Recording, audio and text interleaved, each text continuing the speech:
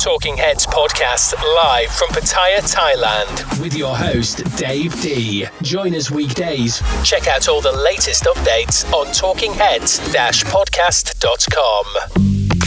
Welcome to Pattaya, welcome to Thailand, and of course, welcome back to the Talking Heads studio. And as per normal, after yesterday, the jam cash was up in the air, instruments everywhere, we were going for it. But of course, at the head of the table, Mr. Bobby, welcome to the studio. Hey, thank you so much. Cool yesterday, yeah? It was cool. It was okay. You know, we had some media glitches happening through the evening, so we'll iron those out. Well, today we've got to be on our best behavior because we've got a great-looking lady in the studio. She's hot. I mean, I was going to get flowers, but I mean, Amanda, come on, hello. How are you? Wow. How are you? Fabulous, thank you, and honoured to be here with you two hot-looking guys. Here we go. But she's after something. She's after something. Okay, all right. So whereabouts are you from? I mean, I'm guessing with your accent, Australia. Yeah, I'm Australian. I was made in Australian, but I've lived in many different countries. So I'm living in Bali. So in Balinese, we call it nasi campur. I'm a bit of everything. A bit of a mix, yes? That's correct. And what about what I heard is this, is you've got a nickname. Yes, I have a nickname, Panda. Panda is your nickname. Amanda Why? Panda, because apparently I'm very good at giving cuddles and I'm very good at listening.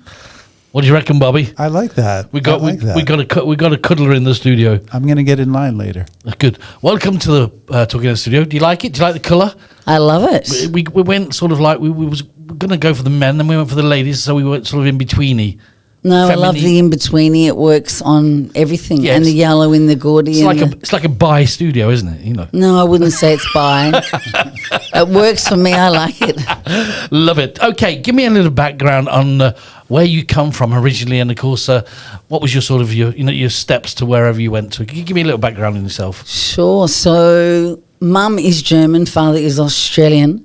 So, born and raised in Coogee Beach, Australia, if you know it, and athlete, young performer, dancer. And then I went to stage for a while. I was Madonna in Hollywood Legends and worked throughout the casino shows, Gold Coast. Hollywood Legends was what? I mean, that you played Madonna, yes? I played Madonna for 4 years, and my boyfriend. I can see it now. Now she said that, you can see it. Absolutely, I can see you now in all the kit and like a virgin. Yeah, that's what you were That's doing. it. Was you singing like as well? Like a virgin, yes. Was you singing? Singing and lip syncing, but yes, I was singing. And did you enjoy that? I loved it. 4 years. I danced for 25 professionally. Wow. What in studios, on shows, or studio shows with Human Nature, Carlsberg long cool dances, a lot of corporate events. So I started nightclub stages, televisions, ads. And then I was quite a driven businesswoman, so I thought, I think there's more money in the corporate. So I went for corporate and launching product. So that's where you are today, yeah? I mean, going back to your school days, I mean, were you good at school? Was you bad at school? Or did you just want to get out of school? So I was an A1 scholar. I was a sports. But yeah, school to me was boring, and I was pretty of a rebel with my own cause. But very good in school, but I was ready to get out. I loved surfing, I loved music, I loved dancing, I loved hanging out with the black people and doing R&B. And yeah, school was kind of boring, but I wasn't stupid. I was an A-grade student. And when you say you've seen the corporate side of it, I mean, what did you want to do? You wanted to do something for yourself? You didn't want to work for anybody? Have you always been on your own, or did you work for people? Yes, me working for people doesn't work. I think I've worked for one person. Snap. I do like to, I'm not like rude. I'm a team player. I love a team, and I love to bounce off people. But yes, I like to run my own business. I have my own values, my needs, my wants, and how I like things done. What do you say to that, Bobby? That puts us in this place, doesn't it? She's a powerful woman. She's a powerful lady. Woman here in the studio. Well, if I make any mistakes, you'll be nice to me, won't you? Always. Always. I like that. Now, I've got on here, which I did like, actually. Number 4, what you put on your list, actually, was one of my favourites. Your favourite movie? I have so many, but I do love Vin Diesel. Fast and Furious. I know you're going to think I'm wild and crazy, but I love fast cars and I love men with husky voices, and I've got a husky voice. What are you talking about, baby? Matrix, I do love. Yeah. Matrix I can see that. is up there for me. I could see you in the Matrix. Oh, I'd love to be.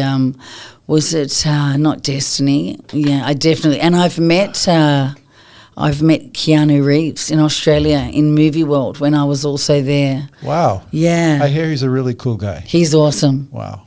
He's very humble. If you could be in a movie, and you could choose a part in a movie, yeah?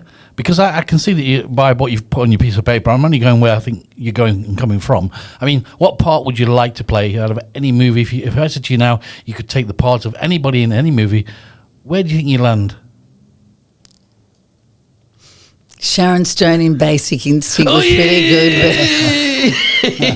You would say that, wouldn't you? But yeah, that's naughty day. Yeah, no, that's I okay. did study We like acting, that. actually. I We like studied that. acting, but that was a very hot movie. That was sexy. Do you know the first time I and see that, I kept rewinding? So, yeah. I would say Pretty Woman. Yeah, good. Yeah, I like that one. Pretty Woman. That was with Yeah, she's coming to Julia Roberts? Julia there you Roberts go. and Richard Gere. Yeah, Richard Gere.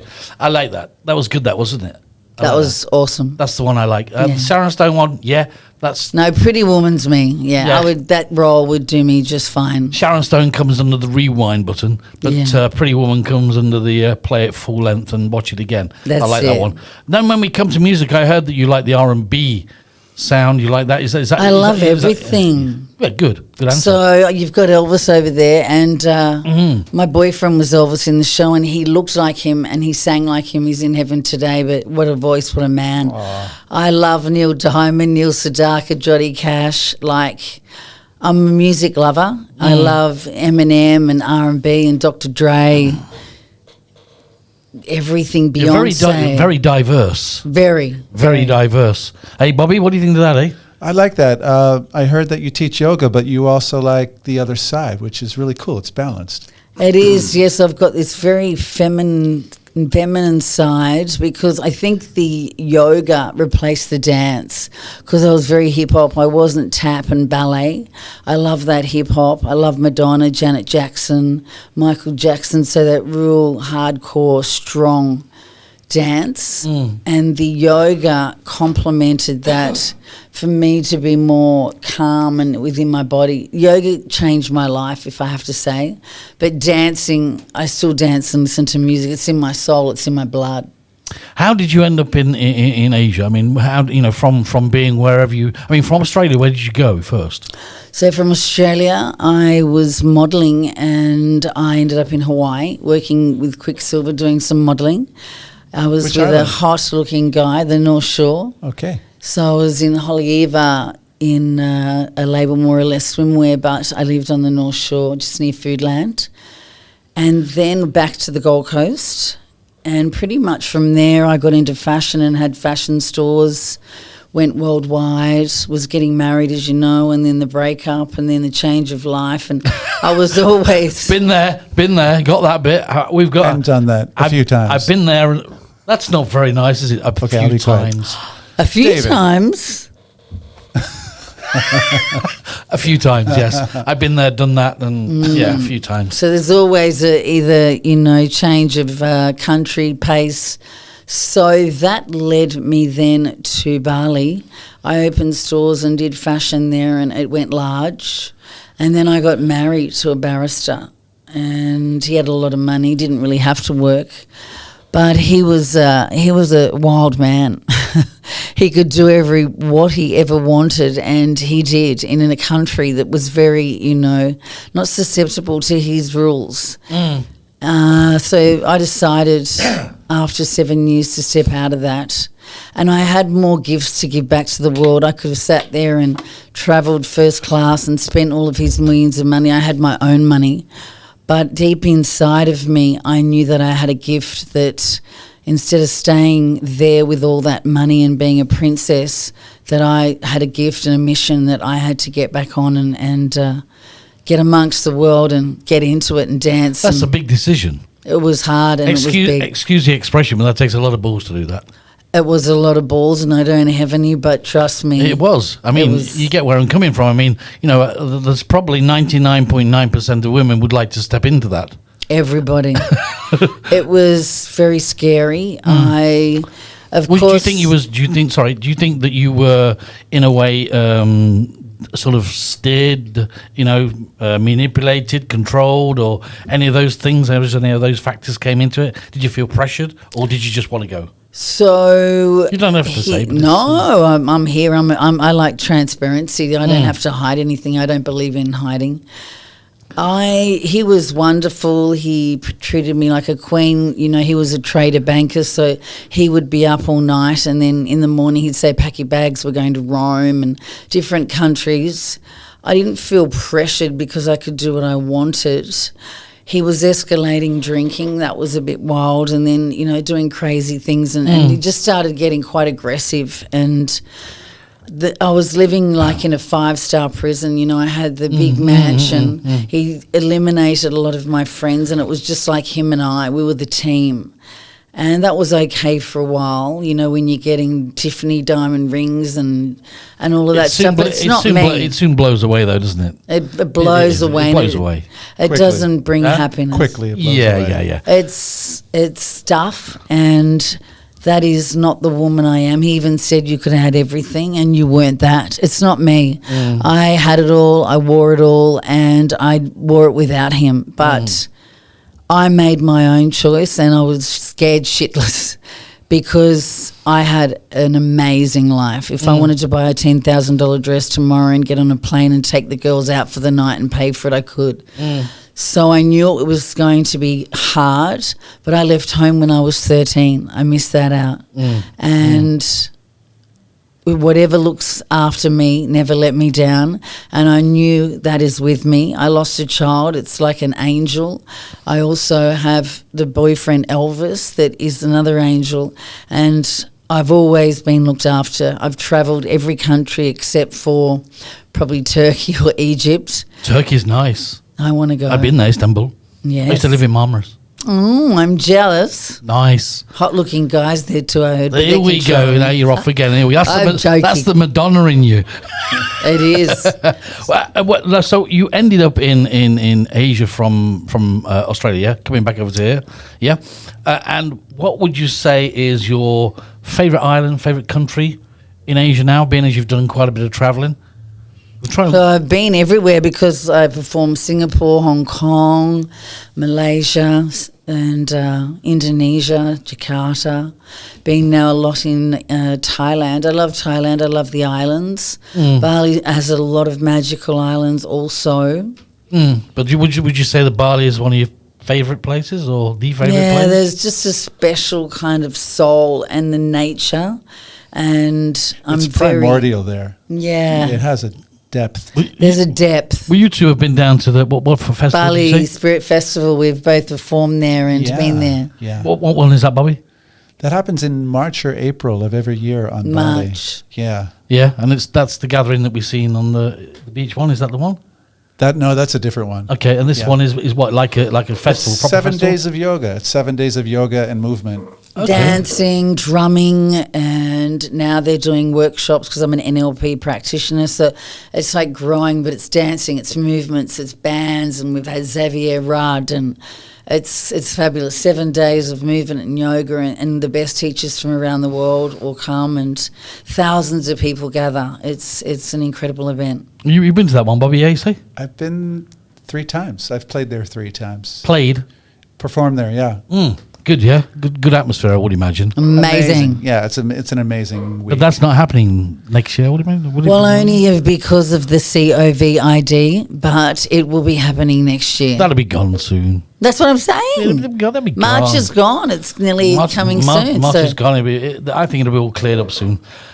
Into sports, it says here. You're into sports. What kind of sports do you like? So I do all sports. That's that bit Be done nice. So I was going to go to the Olympics as a professional runner, 100, 200 and 400.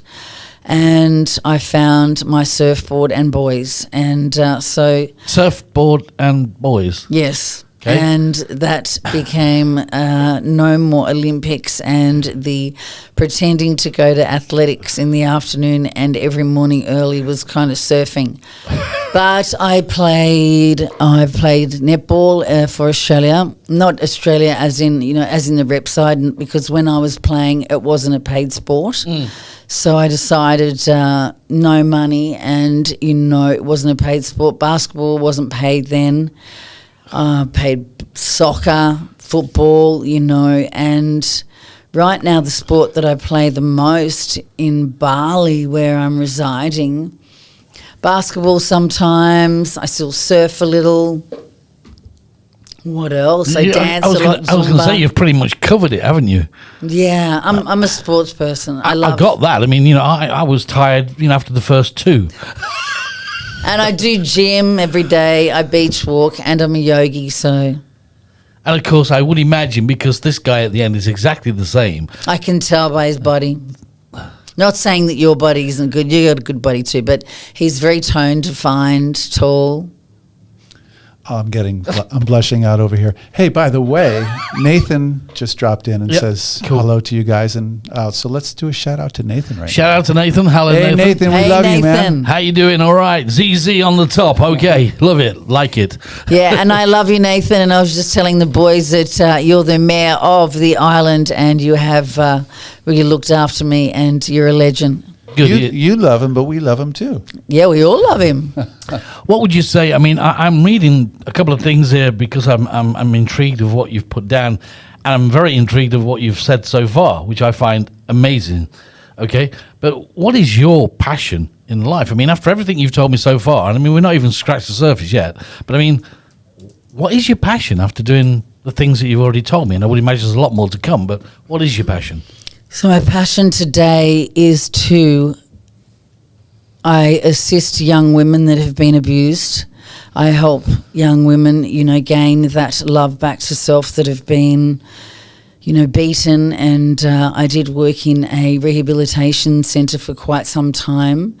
And I have done a lot of therapy, trauma therapy. So my passion is I love to work with young children and get them to love themselves from their heart, from their inner love, not from a distorted love. So my passion today is giving back. So as an NLP coach, as a trauma therapist, and pretty much I get up and I'm a life coach. So for me, it is about getting people to step up level, stop playing small, getting out of their own way and living in their dream or loving what they do. So that is my passion today. And get up, be bold, be brave, be courageous, and be you. You're filling our studio with some beautiful energy right now. Thank you so much. It's nice. For your service. That's beautiful. It's nice. We have some ladies just around the corner, not too far away from us actually, who we do a few things with, and they do exactly what you've just been talking about.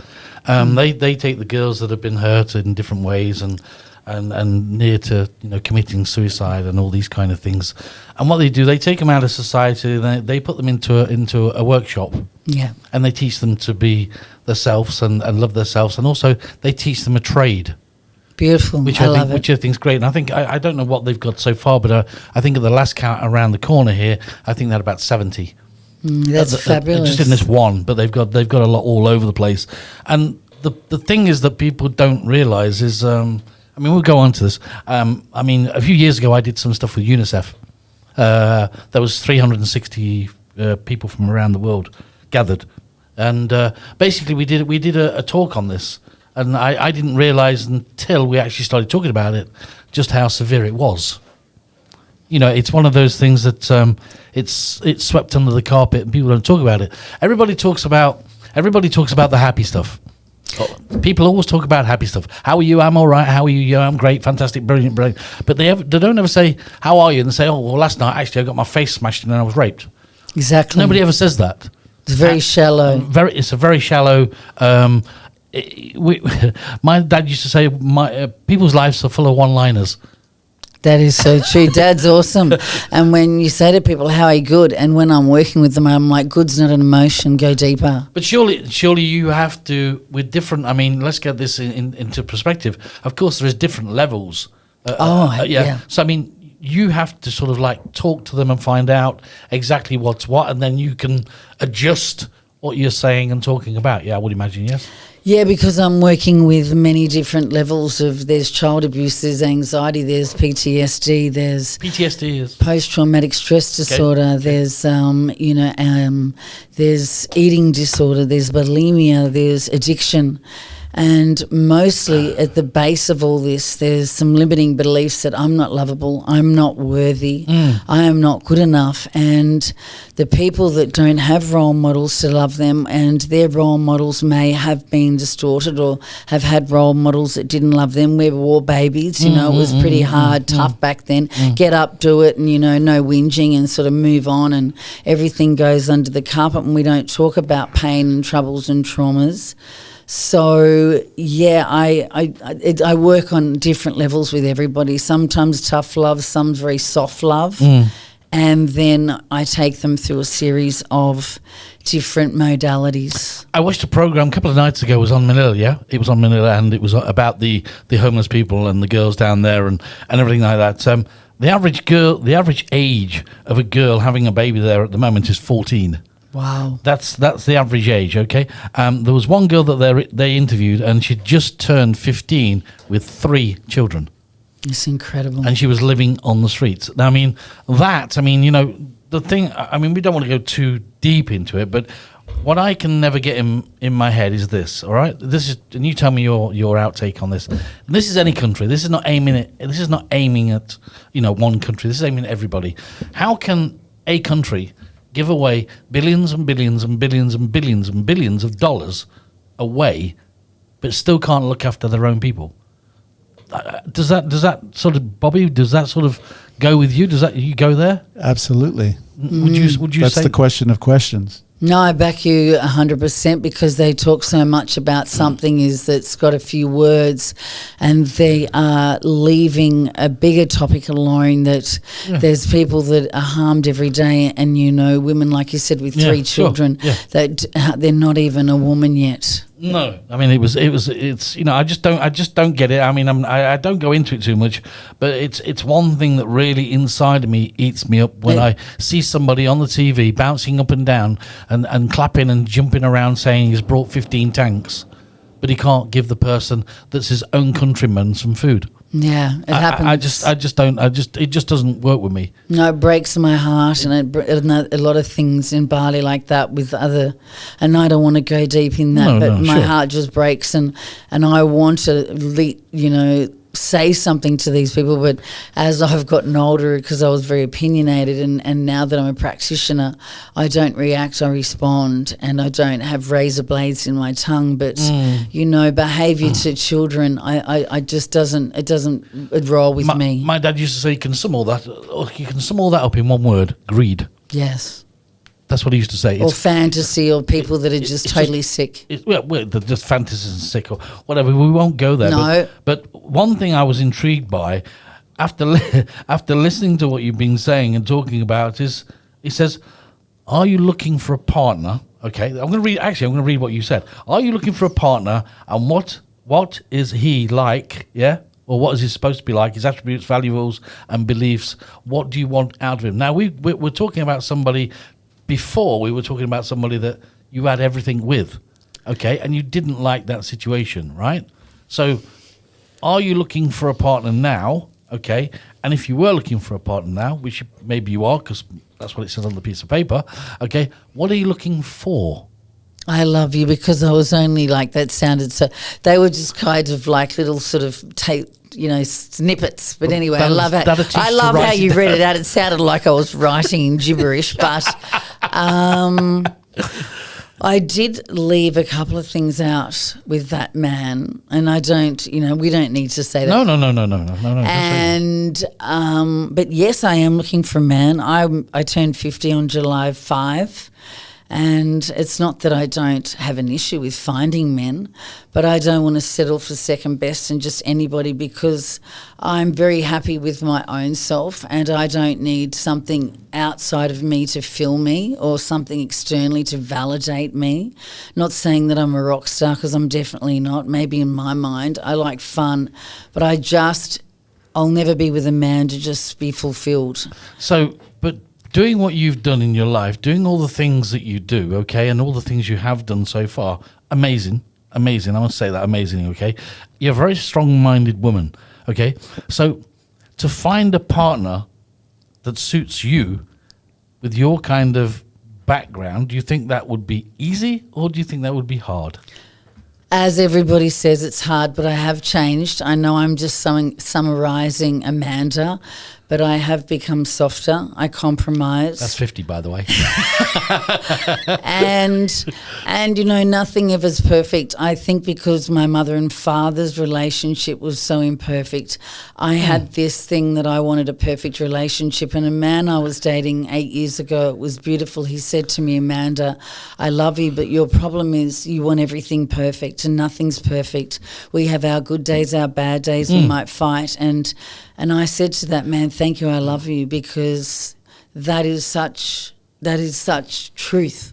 Absolutely, 100%. And that changed, that scratched out something that I wanted to be perfect. Nothing's perfect. Do you think with being the way you are, or the way the way you were prior 50, okay, we'll say that being strong-minded, you was only seeing that one line and you wanted to go there, and you didn't sort of see what was at the side of these things. You just wanted happy, positive, but not see the reality. Do you think you was drawn away from the reality of life a little bit, with partners? I'll have to say that I did put my career before partners. I have had several partners and long-term and love on both sides.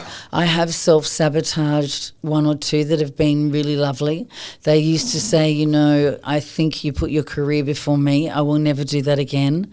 So the next man that walks into my life, and there's a Brazilian man that is in love with me and I love him, but, there's some obstacles in between.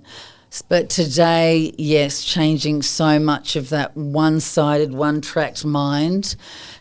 For me, it's about now having fun. Work is not on the top of my list, and being a millionaire, because I've been that, and that didn't make me happy. I had loads of fun. We've been there and done that. Yeah. Stay there. We're just going to take a little bit of a break, take a swig of water, have a little bit of a break, and we do this. Talking Heads podcast live from Pattaya, Thailand, with your host, Dave D. Join us weekdays. Check out all the latest updates on talkingheads-podcast.com. Welcome back to Buddy. Welcome back to Talking Heads Studio, and in the studio live today, Bobby Pears at the end. He's down there on mission control. Enjoying it so far, Bobby? I am.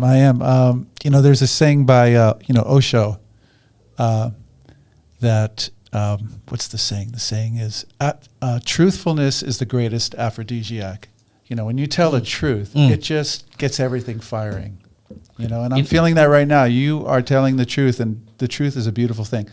The good parts of our truth and the not so good parts of our truth, our shadow side. You're amazing. Thank you for coming today. Great. And we're in the studio. It's great to have you here, and Bobby's exactly right. The problem is with a lot of people today is they carry around too much baggage.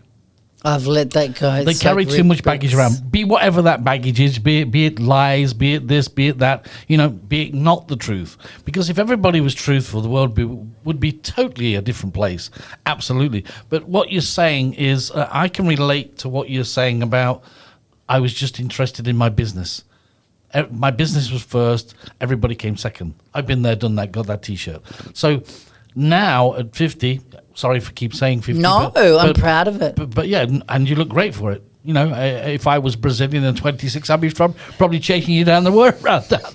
Calm down, David. I'm just telling the truth. You said be truthful. Yes, we're You said be truthful. You can be truthful and still calm down. If you want me to lie, if I'm 30 and I'm Brazilian, I'll try. But you know what I mean. You understand where I come from. So I understand where you're coming from now, saying that you would now forget not forget it, but put it to one side a little bit and let your human side, your feeling side, the the side that is positive within yourself, be yourself, and not put anything like your business in front of that first. And then it becomes real, yes? Yes, true. And I want to share this one thing that I did leave out. So when I intuitively left the home family, I have 2 brothers and 1 sister, mum and dad, of course. Dad left at 8. I was a daddy's girl. And when I left that family home at 13, I left with this drive. And I teach young women today about a healthy drive and an unhealthy drive. And my drive was, I'm going to make $1 million by the age of 30, and my mum and dad and my brothers and sisters are going to love me, be present with me, and do all the things that I want them to do with me. And do you think that happened? No, because I know it didn't happen. So that is why today I have worked so many years on that is not my driver. Today my drive is about fun, is about respecting people, is it about having a really good unity, having a good sisterhood, brotherhood, singing, music. The biggest problem you have there is that when you want to drive to do that, what you've just said, making that money, which I've been accustomed to myself, and that is that you think when you get there, everybody's going to be happy with you and you've pleased everybody and everybody's going to be your friend and everybody's going to want you and everything's going to be nice and it's going to be like a little fairy tale. That's correct. It don't happen. It's bullshit. It doesn't make any difference at all. All you've done is satisfied your ego. The same as I did. That's it. And it was a little bit of burnout, satisfied ego, big head, maybe lots of booze, lots of parties. Everyone wants your money. And the fashion, everyone wanted a new dress. Everybody wants to be your friend when you've got money. That's correct. They all want to be your friend, don't they, Bobby? Yep. Everybody. Yep. Handouts. They love it. It's funny how many friends you have when those big zeros go. We spoke about me and Bobby have spoken about the same things again before, and it's amazing how silent your phone goes very quick when people find out that you've got nothing no more. Correct. Very quickly. But if you had $1 million now in here, there it is, it's on the table, $1 million, what would you do with it? I would build a wellness hub.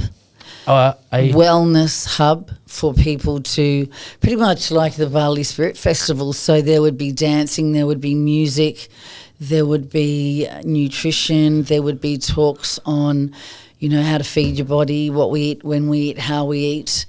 And, like teaching people trades like art and painting and different therapies and cooking, and so it would be non-profit and profit. I would also rent it out to teachers that want to then bring their tribes from different parts and countries from the world. I would also, as I'm a lover of the ocean, I would also donate money for the ocean to clean up the beaches and the ocean in Indonesia, because that breaks my heart about the ocean and I think it breaks the heart of a lot of people around the world and what's happening with all the plastics and I seen one program the other night. I mean, Bobby was actually you was into a cleaning up service not so long ago, weren't you?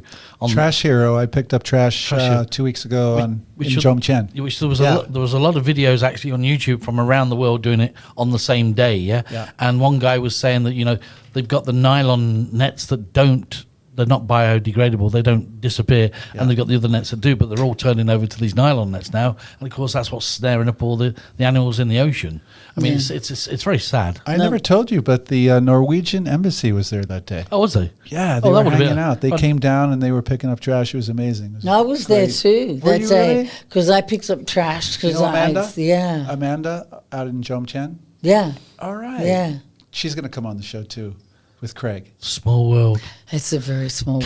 Can I ask a question? Sure. Because I missed one thing. I'm sure you did. I've missed a lot. I could talk all day with you guys, but I know we're on a time frame. No, we're not. There's no time frame. And also, whether it would be in Indonesia or it would be in Thailand, I would build a property for women that have been abused. Women. A hostel. Yeah. Yeah. Can I ask you, this is the question I want to ask you, and I mean this in the nicest possible way, okay? After all the things you've done in your life and the means that you had in your life of whatever money you had and all those things, yeah? Why didn't you ever do that before? That's my question. Did that ever enter your mind in saying to yourself, I would like to build one now, or wasn't you thinking like that before? I was in the process and COVID. I was in the process, and about a year before that, because I was very driven, my business went through the roof, and I brought a girl in because I believe a partnership is a parting ship, and I've always been a solo business owner. And she did some pretty bad things to my business, so I got rid of her. But I was in the process of building my own hub where I didn't have to then rent out properties to run my week retreats and bring people in from countries around the world to heal them from whatever they're going through. So what is your current job now and your role? How would you say that? I mean, and are you working on any sort of art projects or anything now? I'm working on many because for me, I did not stop working COVID. Obviously, I had a break because I had a little bit of burnout. So I came to Thailand, and I normally up at 5 and I'm out the door and I'm into my training and teaching. And so I stepped back, and I just, if I wanted to sleep in, I would. It took time, to be sleeping in, but I just went with the flow. I went walking, I went in the sun, and I just took time. I did a lot of writing. I did a lot of self-reflection. And what was really something that was missing and what was I wanting, and one was love and a partner to share my beautiful life with, because my life has been just like, my life is extremely amazing. Travel, fun, dancing, and so... To you, I mean, that's what I'm saying. Like you're saying now, you're after 50, and you're saying my life has been amazing, it's been fun, which it has to you, and you've done that, yeah. But when you're now 50 and you're thinking to yourself, I want to do some of this stuff with somebody at the side of me now. I want to share these things with somebody. It's like what my dad used to say. It's like a two-way mirror. Yeah. Do you get where I'm coming from? Yeah, but I don't think I've been seeing. I have been travelling around the world with men, and it always hasn't been me. But I suppose if the percentage, it was more me. But they loved me and they were there with me, and I've got the utmost respect. When I'm with a man, I'm with a man. I'm transparent. I don't want to be with you. I won't waste your time. I'll tell you that. No, I don't believe in wasting people's time. And why just be with them when you're being with everyone else in town? It's not how I float my boat. But I have travelled the world with a lot of men, and but today, love to me and fun represents something much more different. To me, the drive was more money and what I could give and how I could impact the world. Do you have it now? No. The money drive? No. Money. I mean, we all need money. Yeah. It's just not. It's not at the top of my list. Good answer. Not top. And I mean, we've got, Bobby's at the end of the table as well, and I'm listening to what you're saying, and a lot of reflections of what you're saying goes to this man at the end of the table. He's probably going to slap me for it, but I listen to him and I listen to what he's done in his life and things like that, and he's now into the mellow stage, aren't you, Bobby? Can I say that? Is that right? Can I say that? Well, yeah. When we get into the gerbil cage of achievement, we kind of lose ourselves. Yes. Achieve this, achieve that. Yes. And I'm trying to simplify. And get in touch with myself more and more. Yeah, he's like, I'm 60 next year. I've already been to the 50 bit and wanted to I'll try to calm down a lot of times, but it never works. Yeah, but you got wild energy. But I can because I read energy. He's calm. And the thing is, like when we're always in the fight flight and we're not still, like the body has no time to breathe and just get that spaciousness. But back to where you were saying, you were asking me something. I was asking you that now you're after 50, that you want to find somebody that you want to share these experiences with, instead of doing it all for yourself and just thinking about yourself and your business. Now you want somebody at the side of you that you can mellow with, you can talk to, you can enjoy things with, and feel the same kind of vibe, yes? Yeah, and have fun together. We train together. He doesn't have to be, I don't need an athlete or someone that's like, a model. I'm not I've been there, done that. I believe, the hottest looking man in the room is like very self-obsessed and into themselves. For me, it's not all about looks. It's more about heart. It's about that language, and it's about, having a sense of humour and being fun. Looks are skin deep, they don't last forever, and True. And to me, it's not all about that. It's about a passion and a connection. I'm very about connection, and I feel people. What's your uptake on what's happening at the moment? I mean, we've just found out that Mr. Trump has got the COVID. Okay, we've just found that out. And what's your uptake on COVID and the situation around the world? What do you think about it? What is your honest thoughts about what's happening? Will I get thrown out of this? No. Okay, so for me, I do not believe in COVID. I believe it was man-made. It was within the government, and there was something with Obama and the Wuhan, and there was the Indonesian, one of the guys in the government that was just he passed, and they said that he passed from COVID. And Jokowi said, "I want a autopsy immediately." Yeah. And they did one, and he didn't die from COVID. And I believe, yes, it's out there, and it is attacking the lungs, and it's respiratory. And if we get out in the sun and we move instead of being isolated and locked up like those poor people in Melbourne, we need human connection. Isolation draws addiction, drugs, and we need to move. And I call it the caved animal syndrome, where you put an animal in a cage and he's okay for a few days, but after that he starts going backwards and forwards and round and it's sending him stir crazy. That's it. And that's what's going to happen to the human race. Yes. It's going to stay. There's a means to this. There's control. Absolutely. There's a lot of money going under many tables, and I have never believed in it, and I believe to anybody out there, just keep your immune system strong, stay in the game, have a good tribe, have fun, laugh, and don't get caught up on media. Considering it was a pandemic, it's not too bad, is it? I mean, we've only reached, 1 million?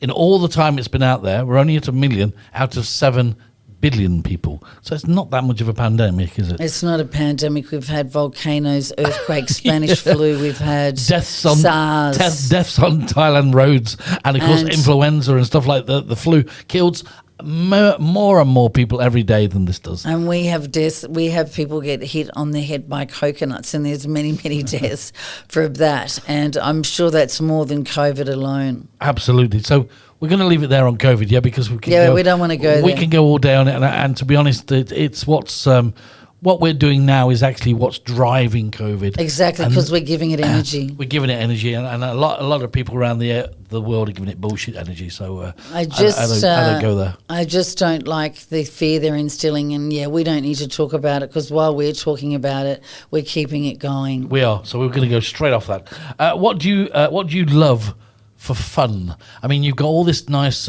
crazy side to you, and you've got this drive of doing a business and all this. What do you do for fun?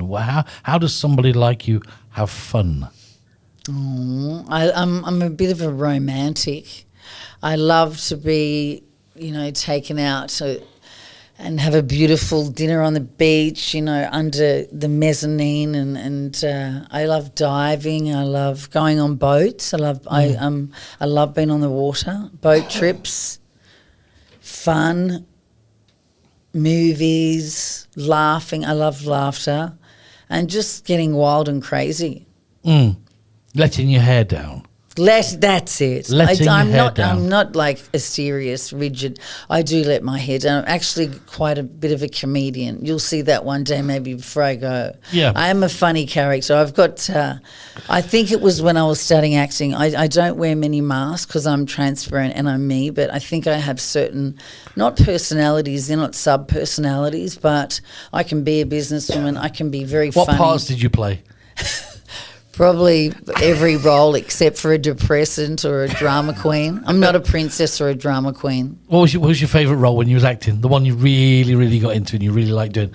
Besides the Madonna thing you did, for 4 years, you say? It would have been Madonna. I loved that. In the Actors Centre with Nicole Kidman, she was a few years before me. I found that challenging when I'd have to get up and just do a comedy cold off the bat. And I'm funny, but that used to challenge me. And some of the women that I wouldn't even think could act would just pull it off, and I'd be like, damn. They're good, aren't they? It's like, how did she do that? I've seen people do that. They're just one person 1 second, and then suddenly, okay, action. flick the switch, and it's Jekyll and Hyde. I know, it's amazing, and amazing. Yeah, I couldn't get that one down. You couldn't get that one down. What? I just couldn't get up there and do a cold read and do a comedy, strip. But I was put on the spot, and I thought we were going to. It was for Rank Xerox, and I was with Rank Xerox. Wow, you're going back there. This is back, and we had to do a comedy strip, and I rocked up and I said to my manager, "What? We're doing comedy?" They said, "Oh yeah, they've want something else in between for the medium." So we did absolutely fabulous. A girl and I, one of the dancers, and I swear we pulled that off. It was awesome. My friend used to know the guy from Rank who actually was the guy hitting the gong. You remember the big gong at the beginning? He knew that guy. He knew that guy. Really? Yeah. Wow. Yeah, he knew, actually, he was related or something, but it was his uncle or somebody was the person that was the guy that was hitting the gong. What's that for? What have I done now? The gong. No, the gong. So I pulled that. That was it's. We'll have to do a sketch, me and you. That'd be We good. have to. That'd be great, wouldn't it? You can name the situation, and me and we can act. Me and Amanda will do the acting. Okay. So you can think for a second about this situation. And then we've got to do On the spot. charades. It's called. Is it charades? Yes. How do we do that? Charades. We'll think about it. Yeah, we'll have a go at that before. We got to go. make popcorn first. Yes, make pop- salty popcorn, not sweet. Did you know we were speaking about Danny Paradise? Danny Yes. Paradise? Danny taught Madonna He did. yoga. He was did. one of the first people to bring yoga to Madonna. He did. Yeah. Our She's an buddy amazing woman, by the way. She is heart, and she's a rock star. She's a true legend. She's and I amazing. love the way she went from that sexy selling, getting put down, getting talked about, and now she's a yogi, and Yeah. she lives what she does, and she has rituals, and that was me. So people would always either talk about me, be jealous about me, or say my nose was in the air. And it was like, you know what? If my nose is in the air and people were talking about me, they were leaving some poor other bugger alone. At least they're talking about you. Yeah, true. So it was a very, very inner reflection and external reflection, because I wasn't doing it because I had my head up my ass. It was just I was on a mission, and I really don't. Today, I used to care what people thought, and today it's none of my business what you think of me. It's what I think of me. It's amazing when you can get. I mean, I've been in that situation as well. When you sort of turn yourself, and you're always thinking what people think. Yeah, you're thinking, oh, he thought that, he said that, oh, she did that. What's he thinking? What's she thinking? And then suddenly you can just go. I spent years on that. I don't care no more. Years. It's the last 10 years I've spent about 40 years worrying. The biggest one that sticks in my head about Madonna, when anybody ever says Madonna, is hitchhiking on the road naked. I know. I thought that was I've brilliant. still got that photo. That and book was amazing. I've still got that book. It was amazing. I got the book. It was amazing. And I looked at it and I thought, wow, what a picture. It was great. You seen it? I'm going to do one of those shots she's before. in high heels, start naked, thumb out on the highway, hitchhiking. I mean, she don't give a damn, does she? No. But that I was love it. brilliant. That was. That was- I really like that. That said a lot about that woman. She was put in this pigeonhole. She was. In the beginning. When she was like a virgin and all that, she was put in this pigeonhole. That's who you're going to be, and this is the way you're going to look. And then suddenly she went. Yeah, she's cracked through the No, I'm cement not. many times. Oh, she's changed. She's changed her styles through the decades, hasn't she? Yeah. And still going. Yeah, she's going strong. Good. I like that. What's your mission in life now? What is My it? mission. What's your mission? Tell me your mission. My mission is get up, don't play small, don't live an unlived dream, live in passion, live in purpose, have fun, don't take life serious, and really do what you love. Do you think people take life serious too much sometimes? I think so. And miss out the good things? Yeah, because they're so worried about that seriousness and the news and all. I don't know. Just some people, I suppose, are more serious than others. But yeah, right now, I'm sure there'd be a lot of seriousness and uncertainty and fear. I would say that. Would you say that, Bobby? Yeah, when we make choices are a big deal. When we make choices, reality, and we manifest things. So I could see taking life seriously a little bit, because when we make choices, it really sets up what's going to happen. And so to sit quietly and think about, okay, I'm going to make a choice. Well, am I making the right choice? Or am I not making the right choice? Yeah. Yeah, so I do the pros To and be the or not to be. cons. Yeah, so I instead of being so serious about it, I used to be very spontaneous about it. I do like a pros and cons and maybe do a little bit of writing about it and then just sit with it and feel what feels right in my heart. But my mission today is, to get everyone up and living from a heart-based life, not a head-based life, and not living in fear and because we're all here, we have a gift. Like we do. You guys That are is in true. this- Everybody has a gift. Everybody. It's just that some people don't realize what they've got. That's it. And that's one of the biggest problems. So true. True, absolutely. If you could have a country to settle in, if I said to you now, you can settle in any country you'd like to, where would you settle? Are you going to pay my bill and my... I'm joking. Oh, wow. I am not a This sugar is- daddy. I I'm not a love sugar this. daddy. I'm not one. I don't need a sugar daddy, but I love the question. If I could settle anywhere. If you could settle anywhere in the You've world, been where in would you some settle? beautiful countries. Yeah, she has. I mean, Bali, Hawaii, she hasn't been to Turkey though. No, so I can't say about that. No. Where would you like to go? If you could choose one, where would you like to go? Wow. This is the I know, this is... This is the meditation. Can I say just 3? Hang gonna on. have Well, to- how can it be 3? That's a typical Well, it's woman. hard. That's a typical woman.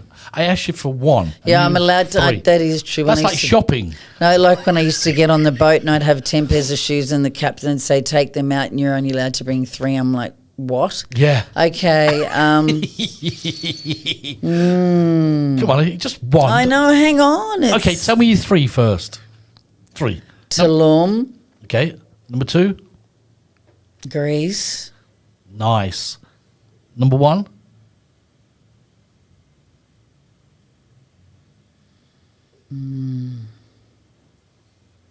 Silence. Italy. Italy. So now you've told me 3, yeah? So which were, Bobby, remember them? What they were? Tulum, Tulum, Mexico. Yep. Mexico Greece. and Italy. and Italy. And Spain goes in And there that's too. This 4. is You're half. typical woman now. 4. You're throwing another one in the bag. That's not fair. What happened in Bali? Yeah, what happened to Bali? I've been living there 27 years, but yeah, Bali is... Okay, so we got 5 now. That's typical woman shopping, isn't it? Bali is enchanted. There's Oh, something it's about totally- Bali that's just so enchanted. So if I put you on the spot, I'm going to put you on the spot right now and say, wherever you choose now, that's it.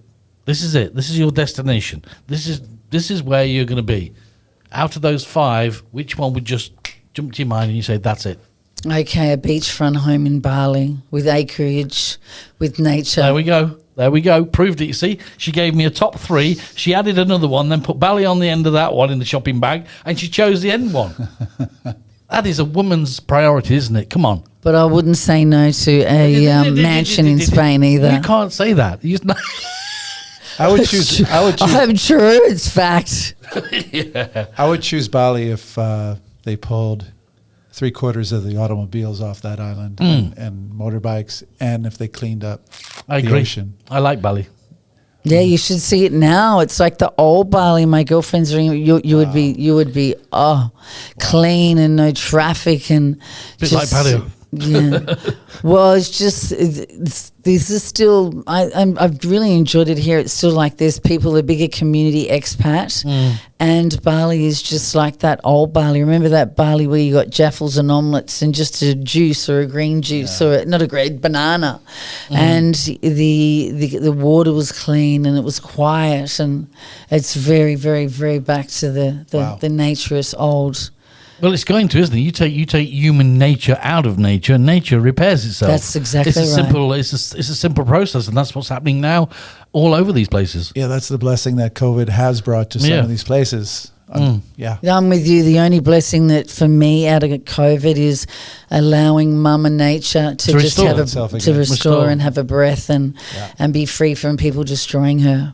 Absolutely. I mean, it's when you look at things and you go to beaches and you see the beaches and Mother Nature, and you know what I'm talking about, Bobby. I mean, it's amazing how much damage they do. Oh yes, I mean, we are very destructive people, really. we are. We just there's no respect for, and we're living in her land. whoever it might be, a man, whatever it might be to you. But nature is like our backdrop, and we're just the actors playing out the show. The best thing about it is that everybody treats nature like shit, yeah? Yeah. But they don't realize how powerful nature is. Oh, yeah. You know where I'm coming from? She can take you down. She can take you down very, very quick. Oh, yeah. And that's something that people just don't realize. I think it's just the education that people have around the world about certain things. You know, I mean, since I've been with Bobby and we've been together talking, and we talk about lots of things. He's opened my eyes up to lots of things I didn't even know about, didn't even care about.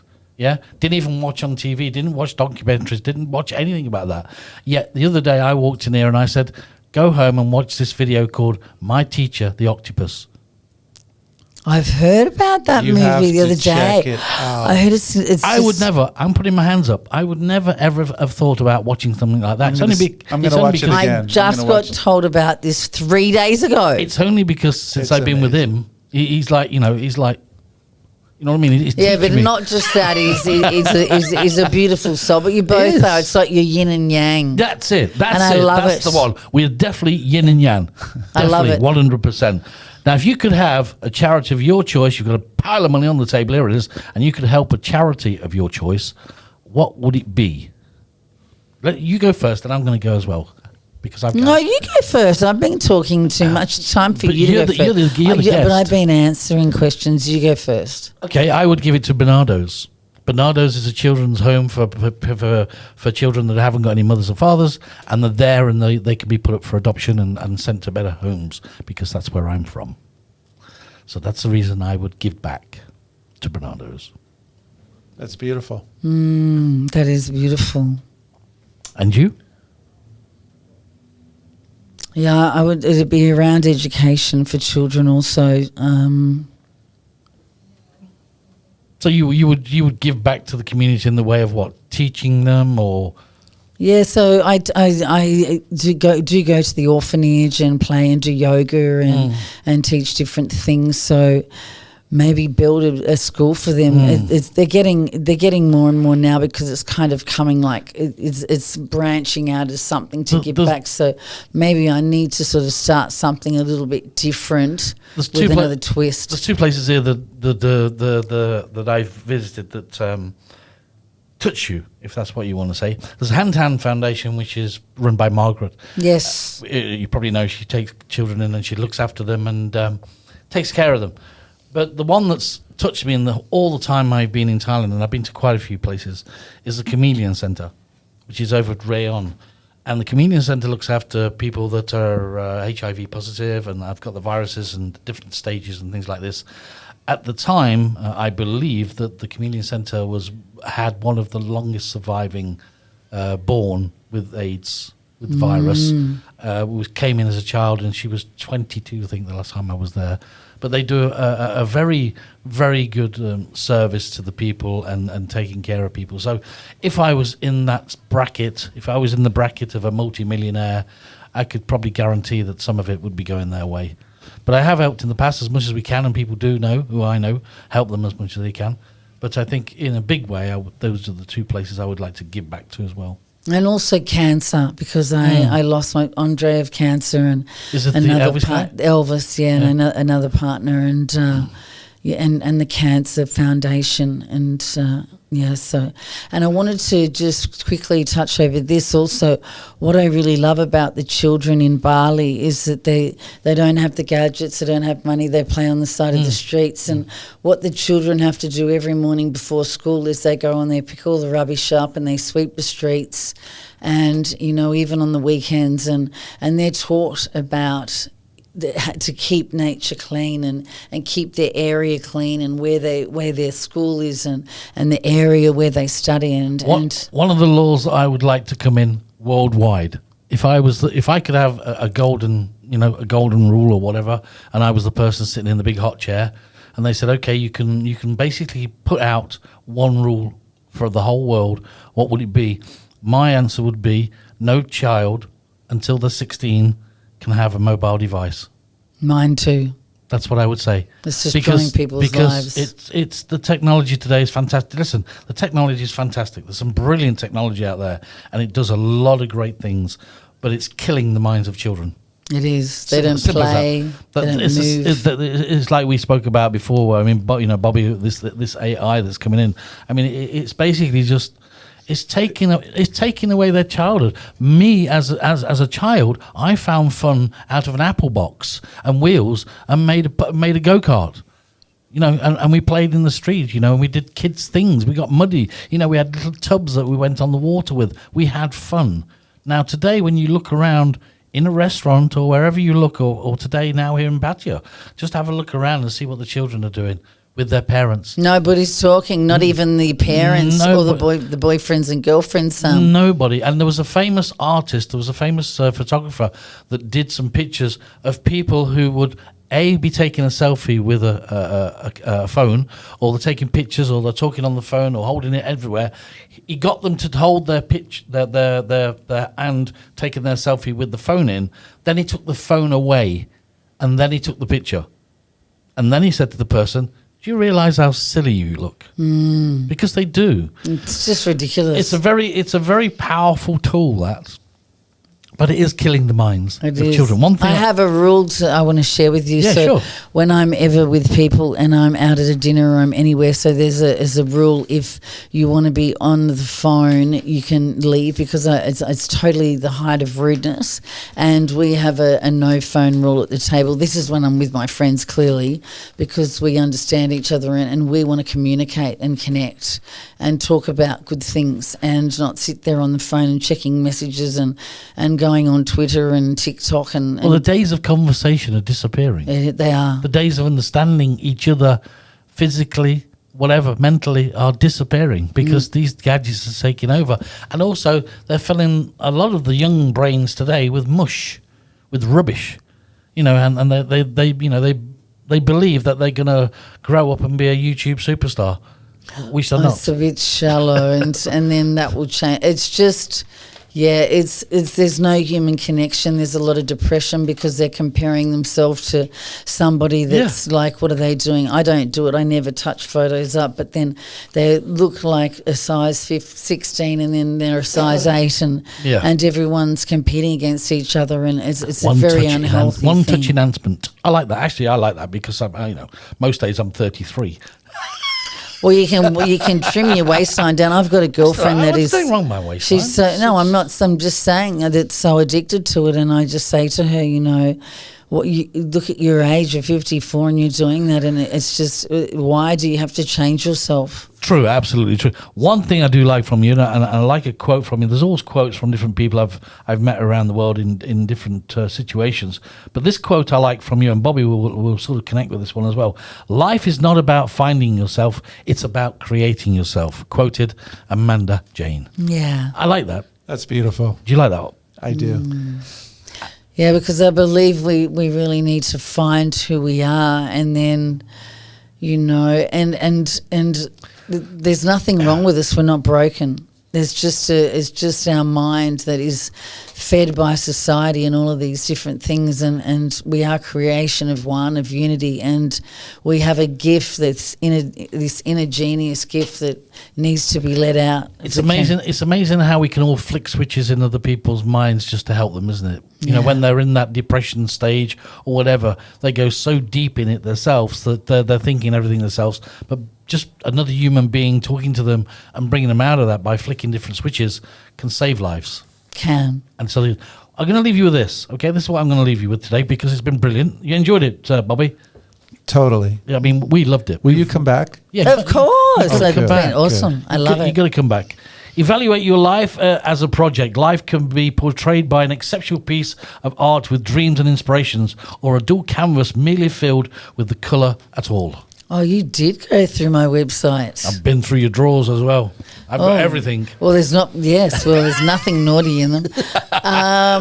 So I like that. Yeah, I love it. It's just when I'm working with people and they've got so many distorted belief systems and they believe that they're nothing and they're all of this stuff, that it's just a story, and we get some people love to be attached to that story through to attention, like to be a victim or live in self-pity. And I just say, see yourself as a blank canvas, and let's start from that blank canvas. And then I pull out of them their passions. What do they love? What would they do? What are the colours? And it then represents, and I can see it represents then to me some sort of a drawing and a picture, and then we can remodel their world. I think one of the biggest mistakes that a lot of people make, and I've made exactly the same mistake, is time out. Exactly. Time out. Take time out for yourself. Make time for you instead of you trying to please everybody else. That was my old disease also. We all need to take time out and just pause and just to reflect and do nothing and be and just go inside. And somebody did something to me once, and I mean, it's a very, I'm going to just leave you with this, yeah, because you might relate to this, okay? He says, how old are you? And at the time I was 54 or whatever it was, okay? So he got 54 inches on a ruler, on a tape measure, yeah? And he said, okay. He says, where are you now? And I said, I'm 54, okay? And you're going to do this, and you're going to do this. And he bent it down on the ruler to me being 54 and the life expectancy of 75. Yeah? And he says, that's your life. That's what you've got left. And if you don't make the most of it, that ruler's soon going to be at the end of it. And it's scary because the bit that's dangling down from the 54 to the floor is a long bit on a tape measure, but the bit that's left is the scary bit, and that's what's left of your life. And if you don't take time out, you'll never know where you're going. Exactly. It's never too late. Nothing, no. My motto is don't give up. Don't start tomorrow, start today. And it's never too late. We're never too old to take a talent, to play a guitar, to sing, and get the most out of every day that you can. Not like work yourself into a ring and on a hamster wheel, but yeah, it's never too late, and don't give up. My dad used to say, you come into this world with nothing, and if you go out with nothing, who cares? Well, we all go out with nothing, and you don't see, you don't see all your possessions behind your grave, and tying them to say live now, and money is not king. It's definitely not. Bobby, enjoyed today, yeah? Loved it, yeah? Totally. It's been absolutely This is great medicine. It's been really, really cool. Thanks for liking the studio. Thanks for filling this studio with some nice vibes today. It's been really cool to have you in. Hopefully you'll come back on the show again, yeah? No, hopefully it's a yes. I've loved it. Come back on the show, and we'll get some other people around the table as well, and then we can all have a debate about different things, because that's what we want. We want like some more people around the table after we've met you, of course, and so we know what people like, so we can sort of mix the room up. I love it. I don't mean cat fights. Yeah. No, we don't have those. We don't have those anymore. It's just people sharing their expression and their perceptions and their views. And I haven't been in studios like this for ages, and I used to be and do the radio. Yeah, nice. And it's brought back so many memories, and it feels just amazing to be with you both. And as I always say, there's only one colour in the world: human. That's correct. That's it. All right, we're going to leave you that one. Thanks a lot for joining us today, man. It's been great. Bobby Bowers at the end, and of course, I'm Dave D. Yeah, enjoyed it. Thank you so much. Is it time to? Yeah, it's time to shine. Yay! I love that. I love it. It's time always to shine. shine. Thank you, Amanda. Thank you. Great to meet you. Talking Heads podcast live from Pattaya, Thailand, with your host Dave D. Join us weekdays. Check out all the latest updates on talkingheads-podcast.com.